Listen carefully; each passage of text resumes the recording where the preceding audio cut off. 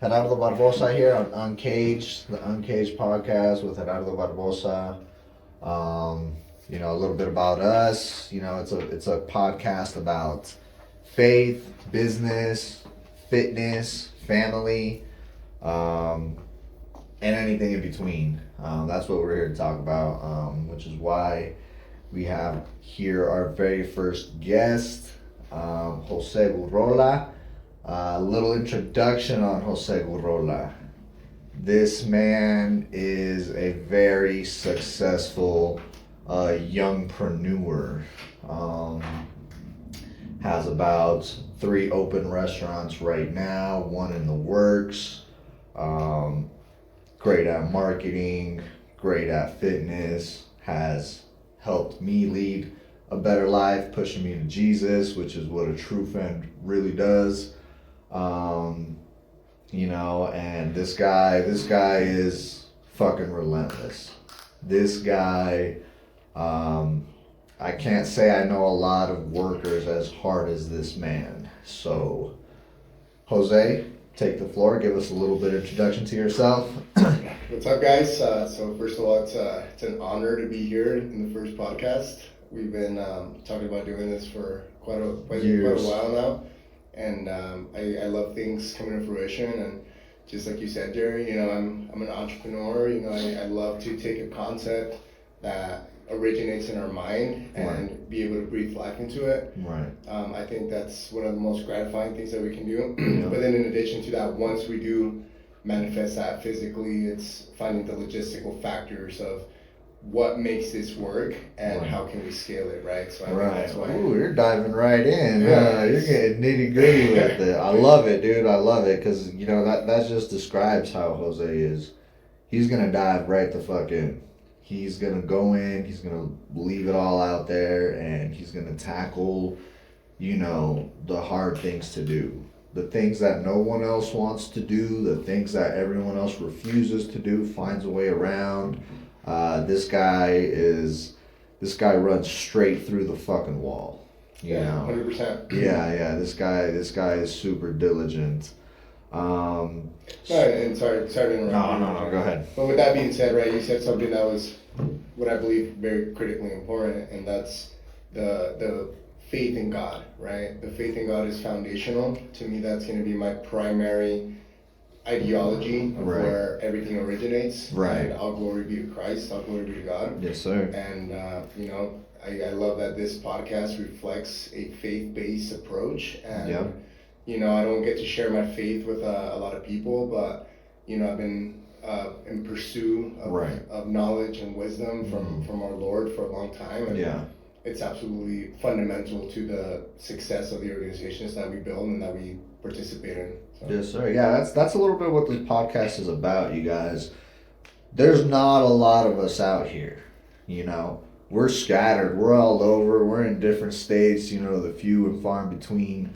But that's what we're about, and that's why we're doing this. We want to reach out to those individuals that want to, they're starting their journey, or they're in their journey, or even finishing up their journey. There's so many people out here that share the same values, operate the same as us on a daily basis, and those guys, a lot of these guys, they feel alone. How long did we feel alone? Yeah, man, it's a tough journey. Yeah.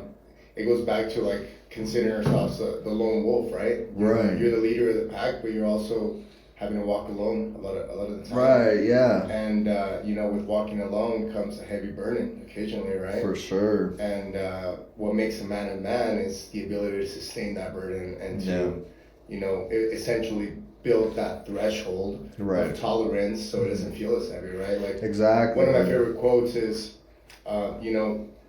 life doesn't get easier, you become stronger. Right. And with that approach, it's raising your tolerance to all the stress and all the very difficult things that come across your life.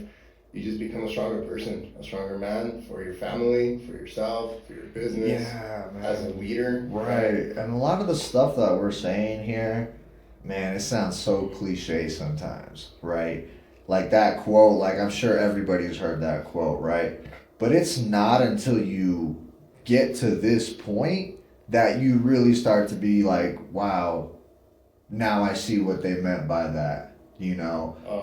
Because when you're weak and you're talking about, oh, you have to go through hardships to get to that point, a lot of people have the mentality of like, no, you don't have to, right? And that's why they fail. I think one of the biggest teachings from Jesus is that obviously he wants us to be happy, joyful, but he also wants us to suffer for him, right? And that's what people don't want. People don't want to suffer, right? Me and you, we get up at 4:35 a.m. We go to the gym, right? That's uncomfortable. That's sufferable, right? We wake up, we hop on the Stairmaster, we go get a lift in. We're back at our homes 6:30, 7 a.m. showering, getting ready for work. That's part of the suffering. You know, I love David Goggins by one of the quotes that he says that, hey, you know what? This is your new norm. You wake up and you suffer. And if you continuously do that, you're going to get the result that you're looking for. Whether you're trying to get shredded, whether you're trying to elevate your business, whether you're trying to start your business, create a happy family environment, like all of this stuff takes a lot of work, you guys. A lot of fucking work. You know that, I know that.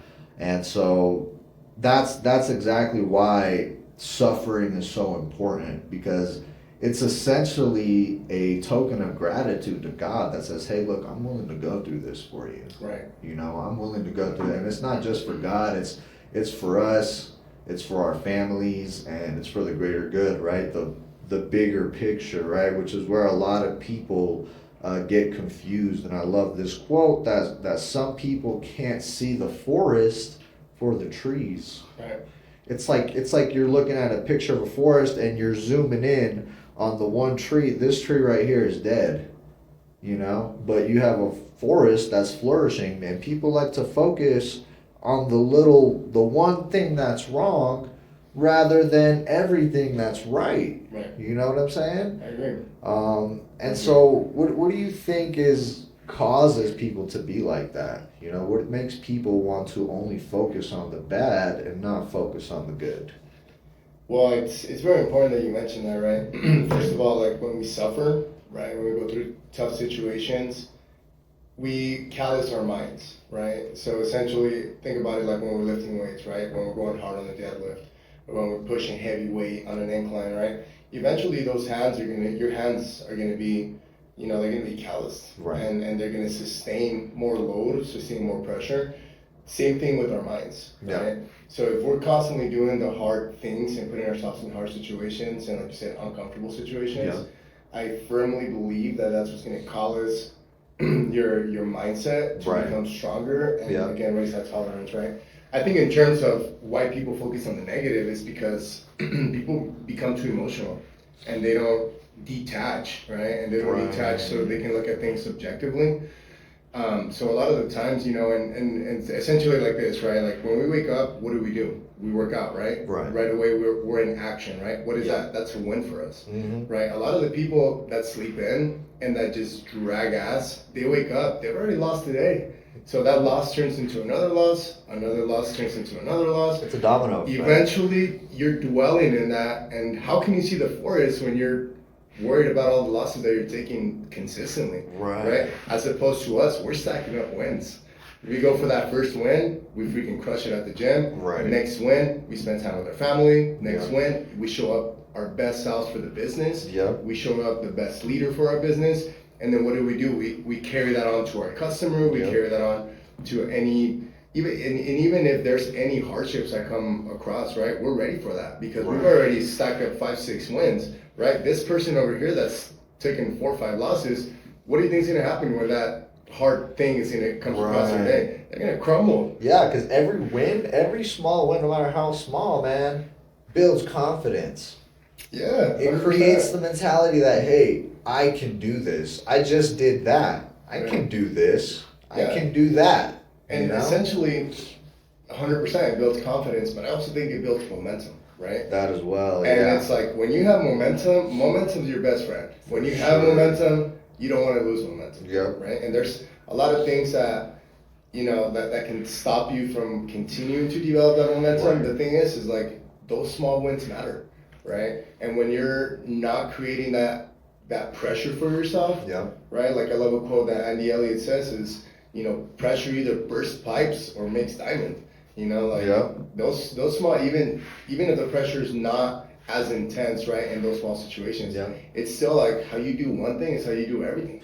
Exactly. Right? So 100%. I think that's why people have difficulties on just seeing a dead tree as opposed to detaching, coming out here and assessing the overall situation. Right. So, that brings me to my next topic. In your business, you've endured a lot of hardships. As we all have, right? We all have endured some hardships, but I want to commemorate you on that for getting through the things you have gone through. If you could elaborate a little bit on those situations, maybe let's say the top 3 hardest situations you've had to deal with and how you got through them. That's a tough one. Okay. So I think situation number 1 was finding my identity as an entrepreneur. Right. I feel like when I jumped into business, it was like anything, right? Like it was either I did it or I didn't do it. Right? So when I jumped in, I didn't really understand the factors that it took to run and operate a business or even how to build a business, right? Right. So what did that cause? That caused a lot of misinterpretations with my staff, a lot of misinterpretation with my business partners at the time, the people that started with in the business, right? There was no real leadership, right? So when there's John C. Maxwell says everything rises and falls in leadership. So when nobody's leading the boat, nobody's leading driving the bus, right? Nobody's the captain. Right. All the sailors are scattered and they're doing whatever they want, right? So again, that kind of bleeds into culture, right? So a negative culture of everybody just doing whatever they want and nobody bringing people together, right? There was no unity. So with that being said, right, that caused the first fallout in my initial business partnership. Right. And how did we do that? And as things got harder, right, we got into legalities. And that was a whole different ballgame for me. I was a 19, 20-year-old kid dealing with attorneys. These attorneys are sharks, man. They don't care. They just want the money and they just want to keep the case going for as long as they can so they can collect as much as they can. I didn't know that at the time. So what was I doing? I was throwing a lot of money at the problem. I was losing money because my culture wasn't right. Essentially it was very deteriorated, right? And I had to take a step back, like you said, right? It's like, okay, why is all this in chaos? And find a start to the solution, right? And so with that hardship, we started going one at a time, right? And start solving those problems. The second thing we came about, right? As we were solving those issues, we started to get better. I started to understand the operating factors behind a successful business, and then what happens? COVID happens, right? So I'm in the food and beverage industry, right? So a year and a half into actually trying to stabilize my business, actually find an identity for it, COVID happens. What happens? Mass shutdowns, right? So what do? I have a stack of fixed costs of things that need to be paid no matter what, and I have no option. Like people can't go out to eat. So we had to pivot, right? How did we solve that solution? We doubled down on the concept that was a home delivery service, which is My Vision Nutrition. Right. And at the time, nobody could leave their house. So we tried to scale that as much as we could and have growth, which we were blessed enough to do so, right? And then we took the bottom line from that business and re-injected it into the losses that we were taking. Right, so real quick, Jose owns 2 concepts, right? Necio Mexican Kitchen, and he owns My Vision Nutrition. My Vision Nutrition is a meal prep service here in Denver. I use them. These guys, they deliver meals to me every week. I eat my meals, every day, stay strict to my diet. That helps me a lot. But when I want to have a good time, I have my family, I go to Necio.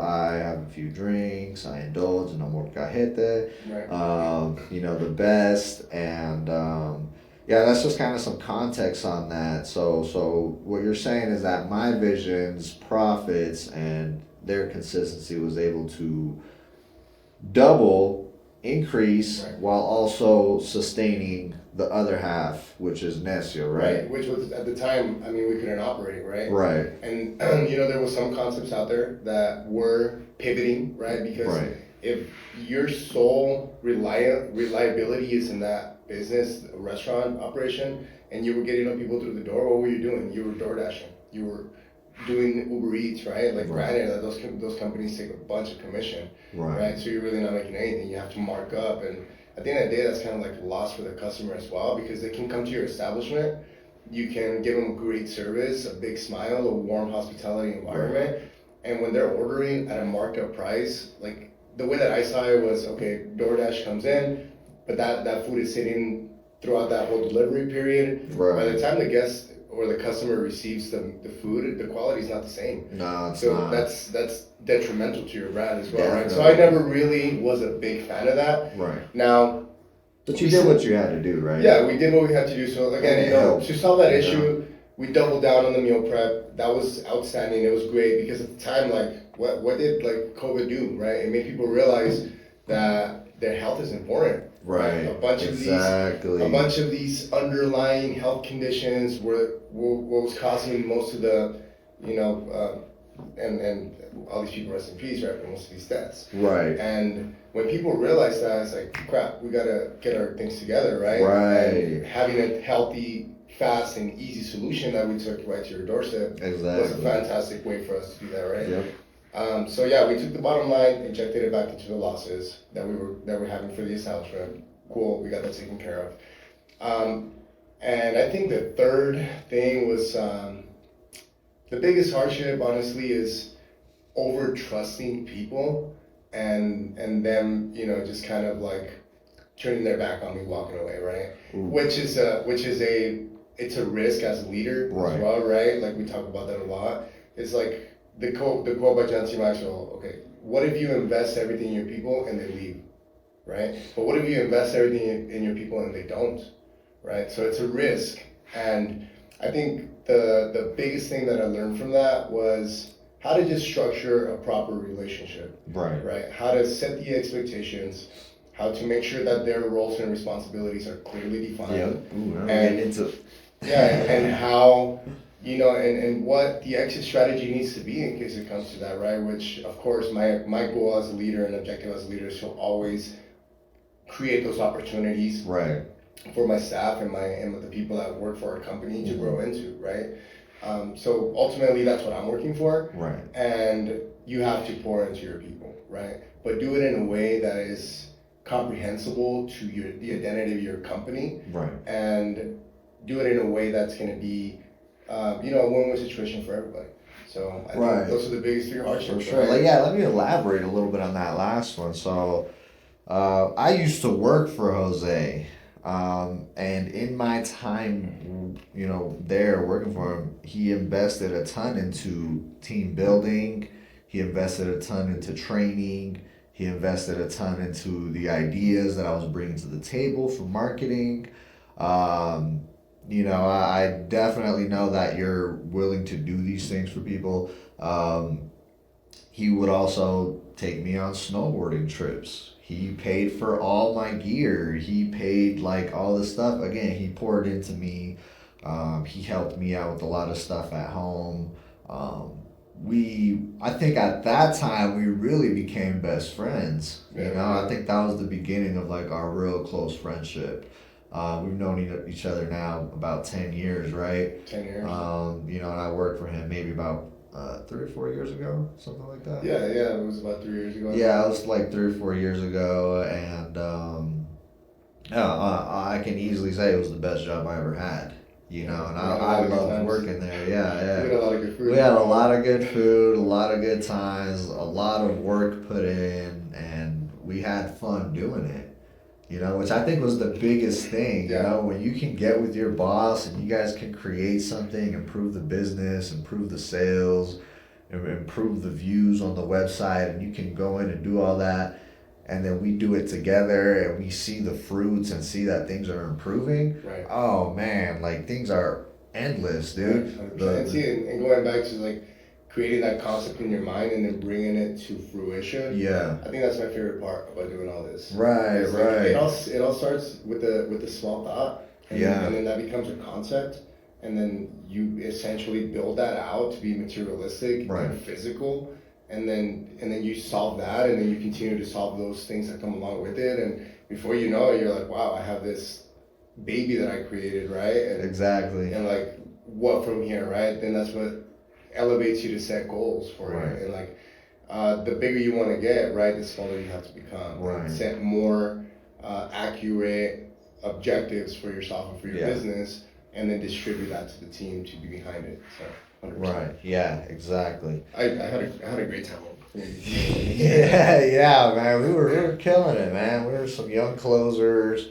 We do objection training. We were doing all kinds of stuff. And guys, iron sharpens iron. Iron sharpens, yeah. One man sharpens another. We were working out every morning. Mm-hmm. We were crazy punks.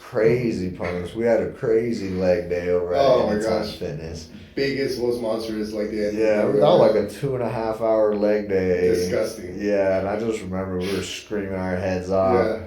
The freaking gym manager came over, dapped us up. He said, hey, we need more of that energy in here. We need guys like you in here. Fucking squatting, screaming like Ronnie Coleman and Tom Platz, you know, and just going ape shit on legs, man. That's fine. See, we like to torture ourselves. We do. You know, we grow through pain. Exactly. And that's just one example of it. It's like, we're having fun. We're sweating. We're laughing. We're smiling at each other. We're challenging each other. We're trying to one-up each other. Yeah, like, man. You know, that competition, it's good. You gotta have it, dude. You gotta have that competitive spirit, man, because I think that's kind of what has gotten us here today, you know?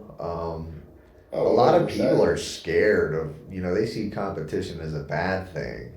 A lot of people see competitive people and they're like, well, why is he trying so hard? Why is he doing so much? Why the fuck is he trying to outdo me every time? Right. And like, people get offended. Why? Because they tend to lose those battles. Yeah. When you're constantly losing, you don't want to do that thing. It's insecurities. Yeah, it's like, you know, I play 2K with my son. He kicks my ass every time. Do I want to play 2K with him? No, I don't want to play 2K with him. He kicks my ass every time, you know?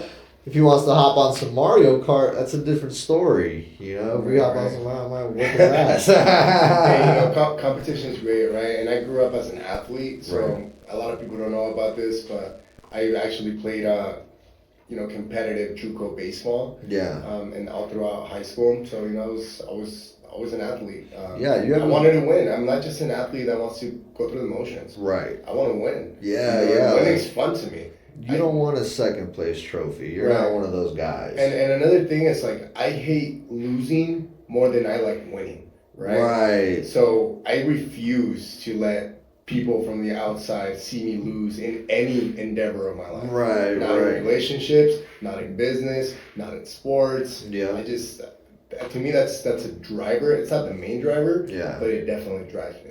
No, definitely. Nobody's gonna see me fail. For sure, yeah, and like, you know, again, you have a very athletic background. You know, you have a long history of just being in sports, you know, being number one, wanting to win, wanting to be that guy. How do you think that has played a role into your success today? Oh man, it's played a huge one. Right? Yeah. Because, like you said, like, yeah, I want to win. But the question we gotta ask ourselves is, what's associated with winning, right? So all these things, training, going above and beyond, pushing yourself to be the best that you can every day. Exactly. Off the field, the preparation that goes into it, all the weightlifting that goes into it, all the conditioning, all the dieting, all the nutrition, the hydration, like every single little variable. In order to win, you gotta do these things right. The recovery. You can't expect to be a winner and not be doing any of these things. Like, no, if you're not doing what it takes to win, you're not going to have that outcome. Exactly. So to me, it's like, yeah, do I want to be a winner? Now the question is, what is a winner like? What does a winner do? Exactly. A winner does A through Z. So I got to do A through Z if I want to be in this position. Yep. And then again from there, right? Like winning's not enough. I want to be the best of the best in what I do. Exactly. So then from there, it's like, how do I? What are the best of the best that are doing, right? And then how do I get to that level? Yeah. That's a whole other A through Z list. Yeah, right? So we're expanding. New level, new devil, right? Yep. You gotta keep pushing yourself and looking for a new mountain to climb. Exactly. So I think athletically, just bringing that mindset of doing what it takes to win has literally solved all my issues in the business. Definitely. Right? Yeah, I can see that. Mentality. I can see that. And that's important, man. It's huge when you have an athletic background, because I did as well. I grew up playing hockey, soccer, football, basketball, and I played a ton of sports. And I think that was fundamentally one of the best things my parents could have done for me, because it gave me confidence. When I lost as a kid, I freaking cried every time, dude. Real tears. And I'd tell myself, I'm going to keep fucking playing. I'm going to get better. And the next time we play, I'm going to fucking annihilate you. Right. I remember we would play football in our neighborhood, right? And there was another neighborhood a few blocks away. Not a few blocks. They were like half a mile away. And they had like their little football crew, and we'd fucking go over there with them, go play in their home field. We'd fucking win or lose, whatever. The next game we'd come play at our home field, win or lose, whatever. And I just remember the games getting like super gritty, dude. Like I remember my older brother, he played with us a lot, man. My older brother, he was a wide receiver. He also liked to play running back. And even defensively, like my brother was an animal, dude. And so I remember this one time specifically, man, that like we had beat them like 2-3 times in a row. And then this fourth time, these guys were like, we're not fucking losing this time. And they fucking brought the heat, dude. They came with it. And our team was defeated, man. Our team was defeated. We were like, we were on our last leg, man. And I just remember my brother, he didn't want to lose. So last play, we're like, dude, we need an interception right here, whatever. The dude throws a Hail Mary. This dude's down there, catches the ball. My brother's right behind him. He's about to score a touchdown. My brother grabs him by his hoodie, yanks his ass back, dude. Boom, puts him on the ground. He's like, no touchdown. You're down right here. The next fucking play, they tried to run it, fumble. We got the ball. My brother ran it all the way the fuck back. And I remember that, like, dude, I'm getting the chills just like talking about this, because it was one of the most like, man, like, it was dirty. It was a dirty play, and at the end of the day, we won. Right. My brother was willing to do whatever to win. Yeah, you gotta do whatever it takes to win. Of course, on the field, there's a little bit more tolerance. In business, you have to make sure that you're winning ethically. That's something that I definitely wanna push for, right? It's like, yeah, we want to win, but we're gonna win the right way in business. Right, yeah, like we were kids, we learned later that it's like, hey, you know what, shit wasn't right. You know what I'm saying? I mean, if you were in a real game, it would have been a flag. Right? Exactly, right, yeah. So, like it's a street game. Yeah, and so that's what it was. Yeah, and that's exactly what it's like, a street fight, man. There's no rules in a street fight. Right. There's no rules in street football. Right. I don't know if you ever played that game, NFL Streets. No. You never played that game? That game was the shit. So it was like 4-on-4 or 3-on-3, and it was just like the whole game was just based on like playing in parks, playing in the street, playing in all these places.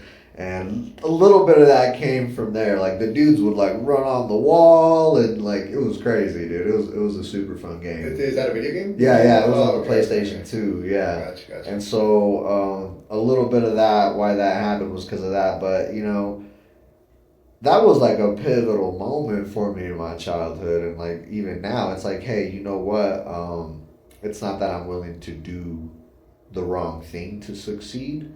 It comes down to I'm willing to do whatever the fuck it takes to succeed. Yeah, that's crazy, right? Like up until now, that memory has been in your subconscious. Yeah. And then as you become more consciously aware right. of as like you're building your character and building who you are as a person, you start to realize, hey, those little lessons, they had a big hidden message behind them. Yeah, right? man. And that's why you're like, hey, that's pivotal to me, and it's been recorded in your subconscious ever since. And maybe you didn't realize it right there, but as you started to become the man that you are right now, you started to adapt those small ideologies that come from those experiences.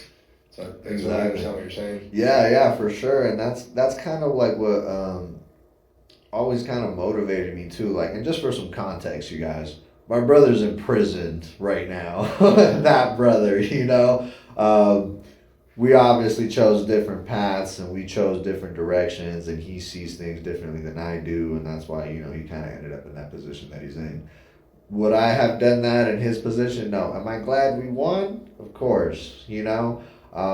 Would I have, like, now with some context, what I know now, would I have wanted to win in a different way? Of course, you know. And that's kind of something that, you know, you and I have dealt with in business, right? We have people that join our teams, they come in, everything's fine and dandy at first. Over time, we kind of start to see that they're willing, you know, as full grown adults, right, to do these. At that time, we were kids. I was maybe like 8 years old. My brother was 11. Exactly. You know, that's something that an 8-year-old and 11 would do, is steal, cheat, lie, right? Because we don't know any better, right? But we've dealt with individuals, like full grown adults now, that think it's okay to lie, cheat, and steal. Right. You know? Yeah, 100%.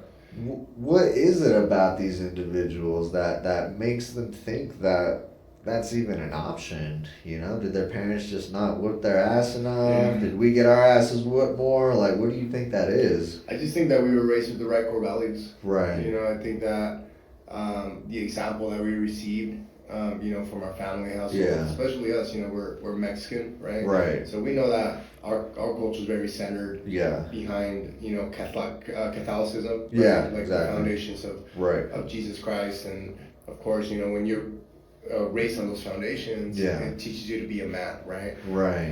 As opposed to maybe they didn't have that example, right? Right. And they think it's easy to get away with things like that. In reality, they're just affecting themselves, right? Right. So they're going to be who they're going to be, and we're going to be who we're going to be, and we can only control the factors that make us successful. Right. And if they don't want to be part of this mechanism, then so be it, right? Yeah. If they're willing to sabotage themselves and sabotage the company they work for, right? Because of their own personal interests, and so be it, right? People are going to make their own choices. Exactly. For us, it's, hey guys, learn this lesson, right? Yeah. Know who you deal with, know how to hire, know how to onboard, know how to train, right? And know how to have the right people around you. And know when to fire. And know when to fire. Oh my gosh, that's a huge one. When. One thing about me is I always fire too late. You know why? Because I believe in people so much. Except me. Except me. I waited and actually, you know, like, I wouldn't say fired, I would say I let him go. Yeah. Nah, he fired me, and you know, it never like affected our friendship. I had a lot of stuff going on, so I take full accountability for that. You know, I started missing work, leaving early, doing all these things. My wife's grandfather was sick. We had to, you know, take an emergency trip to Mexico, go make sure he was fine. And just like all these things. So, you know, I me in your shoes, like, you know, I have employees now. I have my own employees now. In that scenario, I would do the same thing. I mean, guys, you got to look at your priority list too, right? Right. Like, it's totally understandable, kind of like the path that you were walking that time. Yeah. Because what's priority? It's faith, it's family, it's business, right? Faith is always first, right? And then it's family, and then it's business, right? Yeah, and at that time, it was just like I was just zoomed in, like focused on my family. You know, there were situations. As a man should be. That's what makes a man a man. There was things going on with, you know, my wife, things going on with my son, things going on with my wife's grandfather, and then just like, you know, I had, you know, being our environmental, we've been in business for 5 years. But I spent 6 of those months at My Vision Nutrition. Why? Because I was having, this is a family run business. I was having those problems with my dad. We weren't seeing eye to eye on things. And I also felt like, I just needed to go out and learn some new shit, right? And like the time that I was at NBN, I feel like I was able to learn so much more about marketing, content creation, Right. Seeing the results of that, what works, what doesn't work. Building an itinerary. Yeah. Structuring everything, right? Exactly. Again, A to Z, what does it take to win? Right. You gotta check off all the boxes. No, I definitely, there was a bunch of lessons, on top of that, we had a great time. Like, I really enjoyed being there. There's times I wish we could just go back to that, bro. That was, man, so like, careless, like not necessarily careless, right? But, Yeah. Like we just enjoying each other's company. But, Yeah. I mean, throughout all that, business decisions are business decisions, friendship decisions are friendship decisions. And you got to know how to separate the two. And we feel like we did that very well. For sure, we did. And our exit, just made us even stronger, right? Right, yeah, because, at the end of the day, my goal there was to open up my own NBN someday. Still on the table. Still on the table. Sign the contract. Still on the table. Still in the works, because I know it will happen. Yeah, I know it will happen, and what people don't understand is when you want something good, you gotta pour all of your good into it. Right. A lot of people, they pour bad into things and expect a good outcome. Right. And that's never gonna give you the result you're looking for. You get out what you put in. Exactly. You put in dog shit, guess what's coming down on the back end? Dry dog shit. Yeah. Right? If you put in your best efforts and your full intention, positively and optimistically, what are you going to get? You're going to get the results that you're looking for. Right. There's no way that you have a goal and an objective and that you do what it takes and you're not going to get it. Sometimes you may feel short, right? But then you also take that as a lesson, right? Right. And that's another thing. It's like, it's okay to fail sometimes, right? Failure isn't the opposite of success. It's part of success. It's what builds success. You have to know what you're doing wrong, and in order to know that, you have to identify that by doing the things. Dude, I failed for 5 fucking years. I failed, man. 5 fucking years I failed. And failed and failed and failed and failed, dude. And my dad quit on me. My brother quit on me. My wife damn near quit on me. All my friends quit on me. Like, because I saw something that they couldn't see. Right. That's the definition of vision. You're the visionary. And I knew if I just fucking held on for dear life, that one day it would all come together. Right. And it did. And it did. And you know what? Those 5 years, I want to make this a testament here now. These 5 years, I was doing everything right. I was working out. I was marketing, investing into the business. I was answering every phone call, doing every job walk. I was giving lowball estimates. I was doing anything and everything that would help me elevate, right? And it wasn't working. Wasn't working. And I feel like one day God just kind of, looked at me and said, "You're doing everything right, except one thing. You're missing one key element, the most important key element."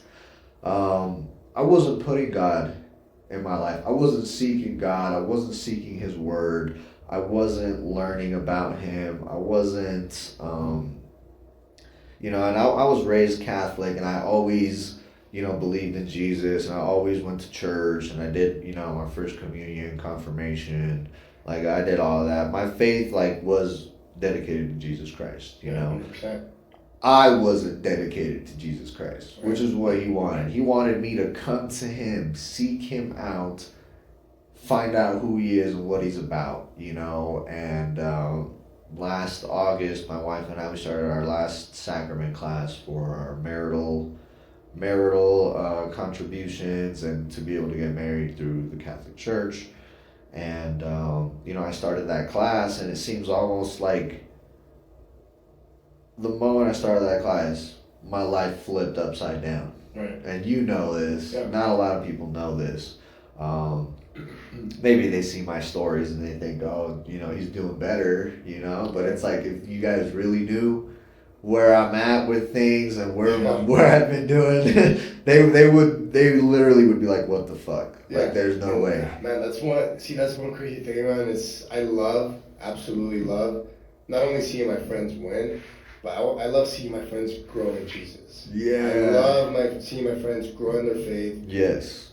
Seek and pursue that information, that right. wisdom. It's like, to me, that's the most gratifying thing. For sure. So, Jose constantly pushed me to the Lord. Constantly told me, read the Bible. Learn about Him. When it all really started for me, the first time I really, really felt the Holy Spirit. I felt the Holy Spirit when I was a kid, because when you're a kid, you're innocent. Right. The Holy Spirit is within you, rejoicing, is happy, and is guiding you. You can make no mistake. Yeah, exactly. You are clean. Yeah, Jesus says, be childlike. Exactly. Right. And I saw this picture real quick.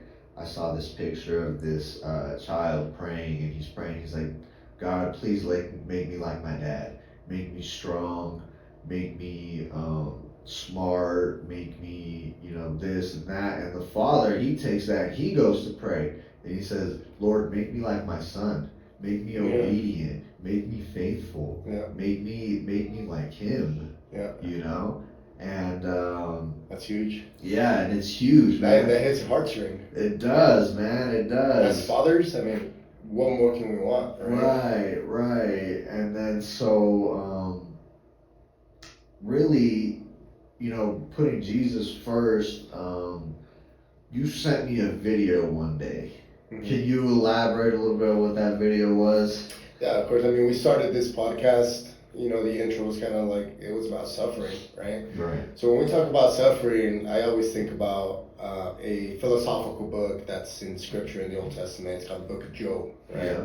So in this book, there's this very faithful man to God, right? And he's very blessed. He's got herds of cows, herds of sheep, he's got property, he's got a beautiful wife, he's got an amazing family, right? So what ends up happening is this man becomes tested by God, right? God sometimes will allow things to happen to you so that you can stay faithful to Him and for your faith to grow, right? So then I was, just kind of considering what you were telling me, and I was like, man, I need to send you the video. At that point in time, the Holy Spirit spoke to me, right? And He's like, and crazy enough, I was going through just a scripture summary, and a couple of minutes before we had the conversation, I had come across that video, and I was like, I literally just saw this video. I was like, I need to forward this, right? So it's like, why does God allow good people to suffer, right? And the answer is what? The answer is we don't know. The answer is only God knows. Right. And the answer in the whole concept of that book is faithfulness to God will overcome whether we do or whether we don't know why we suffer. Right. So good or bad, we have to maintain our faith in Him. And so I think that was the first moment, and I don't think you knew it right then, but that's when the Holy Spirit first came upon you, and it dwelled in you. I even told you, I was like, hey, look, right now, you probably have shivers, you probably have tears going down your eyes, you're probably feeling some kind of way, and what I want to let you know is I want you to embrace the presence of the Holy Spirit. Right. And I let you go for a little while, and then I called you back maybe an hour, 2 hours after, because I was just walking to the gym, and you were like, dude, I feel brand new. I don't want to speak to how you felt, but, based on that conversation where you're like, I feel refreshed, I feel reborn, and I was like, dude, welcome to the light. Right? Yeah. It's like Luis says, I wanted to share the good news. Yeah. I wanted to tell everybody about what had happened. So here's my version of the story. At that time, I'm going through some very, very difficult things. My son had just moved to Texas, and it was probably the hardest thing I had ever gone through at that time. And I'm getting choked up, dude, just talking about it. Give me a sec. Yeah, it's emotionally enlightening when you come to Christ. And for us, and for me, at least personally, I do firmly believe that our purpose here in this earth is to impact others by bringing them to Christ. Right. Seeing them understand His goodness, seeing them understand the sacrifice that He made for us, and the redemption that we have now in order for us to live upon and to be faithful to Him. Like, we've been redeemed, we've been saved from sin. Right. And sin is just, it's a rebellious nature that, first came down to the fall of man, but through Jesus Christ and His death on the cross and His perfect sacrifice, we are redeemed and we are new, right? Right. And I love seeing the transition of, like, especially in you. Oh my gosh, I see it in you. Like, this is like, when we talk about contrast, this is night and day, Jerry. Right. Night and day, Jerry. You're not the only person who's told me that. Like, my parents have told me that. Yeah. My barber has told me this. Like, my close friends, they've all told me this. So, I'm going to share my side of the story, right? So my son had left, and it was the hardest thing ever. And this was the first time in my life that I genuinely questioned my faith. And I asked God, I was like, God. And this is why God loved Job. Right. Because Job, despite losing everything, even if it was,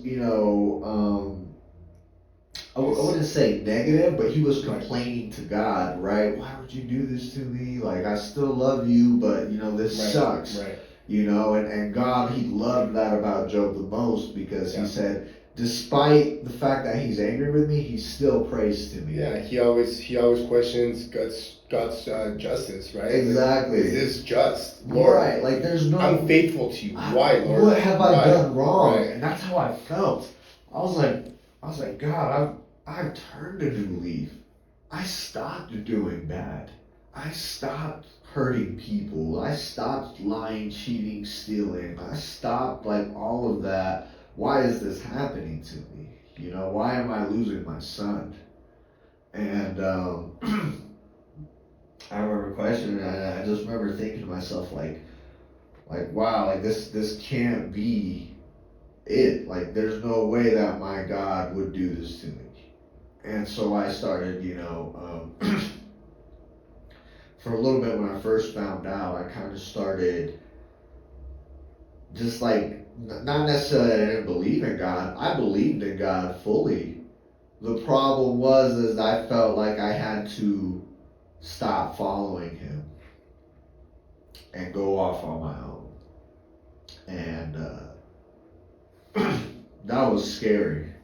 Just picturing my life without Jesus, without God. Right? I hadn't given myself fully to Him, but that's kind of where I was at. I didn't want to leave, and as time went on, I just kind of dealt with it. I learned to live with it. I just kind of, like, talked myself off the ledge, I thought it was going to be the worst thing in the world. I thought it was the end of my world, right? I thought it was the end of the world. I remember I'm working out one day, and you're like, hey, bro, watch this video. It reminded me of you. And it's it's about a 3-minute summary video, with little cartoons and stuff about Job and what was going on with Job, what that story means. Which, by the way, I want to give a shout out to the Bible Project on YouTube. They do a fantastic job in simplifying. Bible Project, that's who it was. Yeah. No. Except Chuck. Sure, shout out to Bible Project, because they're doing a lot of stuff over there that we love. Because that video, man, it changed my whole life. I learned that, Job's faith was being tested, the genuineness of his faith, that being the hardest thing I ever went through, I made it out alive. What happened? I did become stronger. I put my faith back in God. When you sent me that video, I was literally, like, in the gym crying. I was literally tearing up, crying. I literally had to leave. Like, I finished up my workout, but I was fucking crying, dude. And I could just see people looking at me like, the hell's he crying about? You know? And inside me, I could just feel the Holy Spirit just kind of like, I guess, reawakening from that little period of time. So it was in May that I found out that my son was leaving. You sent me this video about halfway through August, right? So it was like May, June, July. My son left. My son left in August, right? But I was told that he was going to be leaving in May.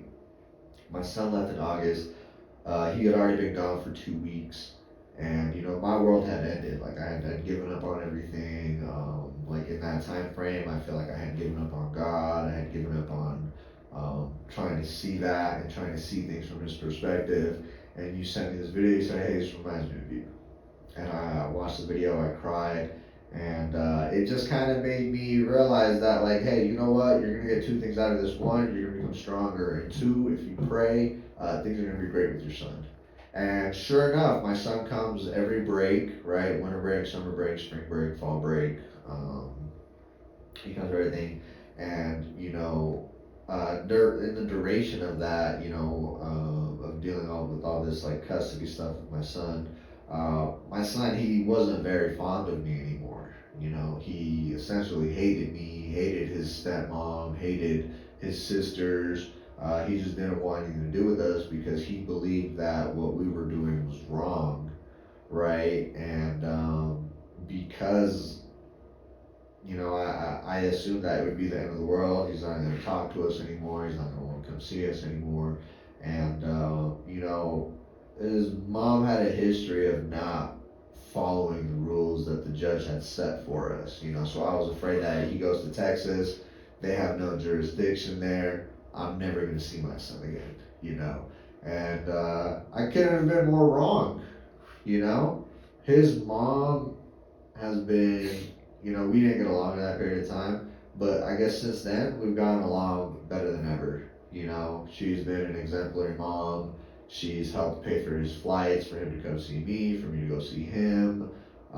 She has been, very willing to work with me now. My son loves us again. He loves having fun with us again. He loves watching movies with us, hanging out. Like, he was very, very distant in that time frame. And it just kind of brought me back to that story of Job. He restored. Oh my gosh. Because here's the thing. That's the biggest part of the story. Yeah, like Jesus can restore the time you lost, the money you like finances you lost, anything that you lost. Jesus can restore it to you. We see time like we're humans. We don't see time as like a currency, right? Well, I guess we do, but we don't see it. We can't essentially. I can't trade you. You can't transact it. Exactly, and so God can. Yeah. And I feel like when I really put my faith back in God, He restored back all the time, all the pain, all the losses to me times a million. I don't want to interrupt you, but I drank a gallon of water. Yeah, go ahead. We'll take a little break. Quick break.